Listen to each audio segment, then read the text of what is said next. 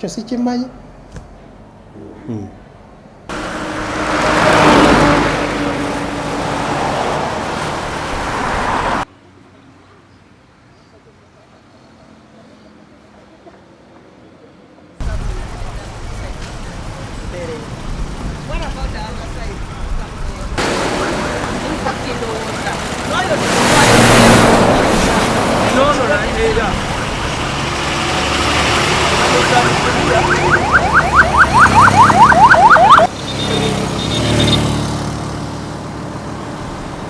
Abantu wolaba bwe bayita awakazigizigi ng'ate bo bano mu mateeka gawaleka bulungi nnyo ebyenguudo nti bw'oba okolawo omulimu tokkiriza muntu ateekewo ye kike gw'olina kijja. Twasanze ekizimbe ku luguudo nga kiwedde alina omuyimiriza teyasobola kubaawo mu budde obwo.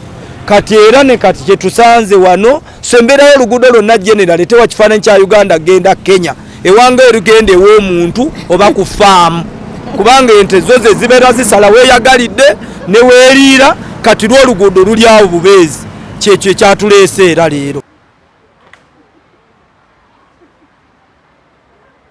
Nga bwe mbadde nnyonnyola nti eno ye geeti y'essomero eya Seeta High School era bw'ogenda e Seeta waliwo n'ekipande ekiraga ekkubo eriyingirira n'ojja paka woyingira mu ssomero.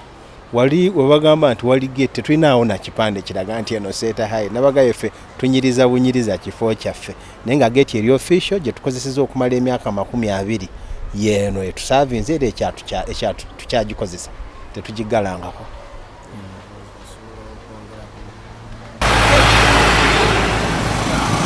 Until this matter is resolved, for us as members of this committee, we have noted that this is a very dangerous situation we are running here. It is so risky. Above all, this being a dark spot. Originally, it has always been a dark spot. What we wanted you to do was to work upon it and improve. Tobo, headmaster wa Seeta High. Geti yafaawe ebaddewo okumala emyaka 20. Ekyenjawulo nti ebadde erabika bubi. Ne tulowooza nti as management ne board tunyirize tuginyirize yinza okuba teri accessible oba accessible naye tukole ki tuginyirize ne tunyiriza geeti yaffe essomero lirabikeko bulungi era tulowooza nti tugenda kwongera okunyiriza eriyo eyo tunyirize eno bwe tukuga essomero lirabike bulungi nga Seeta High naye nga main geeti yaffe manyibwa main geeti yaffe eri ku saidi eno era tusavinze okumala ebbanga lyonna. Bwe tubadde nga nti no tukozesa geeti eyo tuba tugikozesa with permission ne presence ya traffic, for example visitation ne bajja ne babeerawo ne batuyambako naye nga official gate yaffe si eyo gy'olaba. Official gate yaffe eri ku the other side of the road okujjako nti ffe we are law abiding citizens baba batwadvisinze tukole kino nakino tetukirinaako buzibu. We can do all that if batwagaliza gate eyo okuggulwa kuba eno gye tulimu is a public entity kiyamba public ekkubo nalyo lya public and you don't want a school to be there okukozingira ekkubo obuzibu naye toyagala ekkubo nalyo likozingire essomero obuzibu naye nga gate eri official gye tumanyi nga main gate ya Seeta High bagiyingirira Seeta ne bagiyingiramu ku ludda luli bonna boosobodde otuukawo gyagiraba.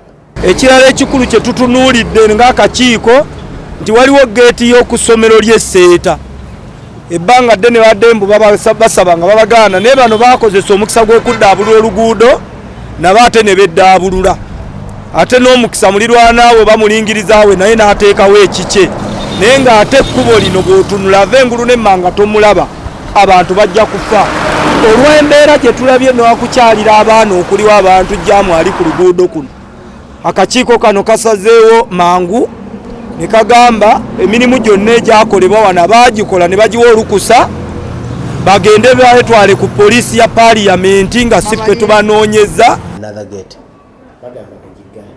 Tetukirinaako buzibu tukirinaako buzibu bwakugigala kulwokuba nga bwe nkugambye nti ffe amateeka kye gatugamba okola kye tukola okugigala tubaddewo myaka 20 nga tetugigula nga tukozesa eri so okugala kwayo n'okugulwa kwayo it has no effect at all. We shall see kiba kigenda maaso. Naye tugambye nti singa wabawo okuwabulwa kwonna nti esobola osigala nti esobola okukola tulirwedde okutambula nga amateeka bwe gagamba. Today we shall need these following people. The person is responsible for inspection on this road of the Kampala Jinja road. We want him to show, as he goes to police at Parliament, to show the inspection report he made about this thing, these two structures, these two inlets. What should kulabisa ssomero nti oli bw'ayita kulo alaba essomero erabika obulungi bw'oyitawo terabika bulungi. Tetulina maanyi ge twakola nti tumenye tufoosizeewo okuba okubeerawo. Nze nkugambye we are beautifying our school naye gate teri supposed to gate terina buzibu ne ekubo teririiwo. Let me put like that. Era lwakuba ekipande baakijjawo bujja as a school twateekawo ekipande no way through no entry kyaliwo nendooza mu kukola ekubo ne bakijjawo. So eyo gate teri official.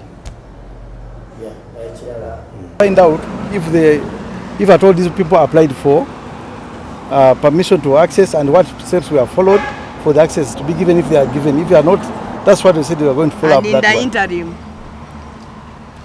right now the MPs, when they called me there was a car coming out of that school which wanted to access this road. It took about 10 minutes to get on the road. People are trying to, a car from there, and the driver is trying to look up there and this side so that car can get into the road. He had already been engaged the other side because he excused himself, but can only join in. But the issue was wiring. If you call those, we shall continue. But if you don't call them, we are going to get very annoyed. The MPs think that you have started taking us for granted. The team is coming. The lady is coming. But the gentleman. We don't want to create scenes. We are taking you very serious, by the way. We are not taking you just casually, no. So now, reorganize your team and we set off. And the city ED tomorrow, because of issues to do with encroachment on the road, on Kampala Jinja highway, around their area of mandate. We have also summoned the engineer for Wachiso district, the engineer for Kira municipality to come with their mayor and the chairperson of the works committee in that area and the physical planner. Equally, a letter has been delivered at Mukono for the mayor, the town clerk, the municipal engineer, the physical planner